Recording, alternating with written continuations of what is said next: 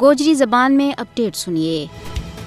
بھارتی مکار حکومت نے اپنا زیر تسلط جموں کشمیر میں جاری تحریک آزادی کی بدتی ہوئی اہمیت نہ کاٹ کرنے واسطے آج تک ہر طرح کا تعدیبی حربہ، شیطانی چال اور ہتھ کنڈا استعمال کیا ہے، جنہاں میں ایک الیکشن ڈراموں بھی ہے۔ بھارت ایک باری پھر کشمیر میں الیکشن ڈراموں رچا کے بین الاقوامی برادری کی آنکھوں میں توڑ کلن کی ناکام کوشش کر رہی ہے کہ کشمیر میں سب کوئی نارمل ہے، حالانکہ کشمیر کی زمینی صورتحال بھارت کا ان دعووں کو پول کھول رہی ہے۔ کشمیر اس وقت دنیا کی سب تو بڑی فوجی کالونی بن گئی ہے، جیت اپنا حق منگن کی پاداش میں ظلم و جبر، قہر سامانی، قتل و غارت گری اور عزتوں کی پامالی ہر تیڑا کو معمول بنے ہوئے ہیں۔ بھارت انتخابات کو ڈراموں رچا کے جدوجہد آزادی کا وارہ ماہ حقیقت نہ مسخ کرنا چاہے۔ بھارت کی طرفوں الیکشن ڈراموں رچان کو دوجو مقصد 5 اگست 2019 کا غیر قانونی اور یک طرفہ اقدامات نہ قانونی حیثیت دینی ہے۔ لیکن کشمیر کی صورتحال پر نظر رکھنے والا سیاسی ماہرین کو کہنا ہے کہ بھارت الیکشن ڈرامہ اور ظلم و جبر کے ذریعے کشمیریوں کی آزادی کی آواز نہ کسی بھی صورت میں دبا نہیں سکتا ہے، کیونکہ کشمیر کا بین الاقوامی طور پر تسلیم شدہ علاقہ میں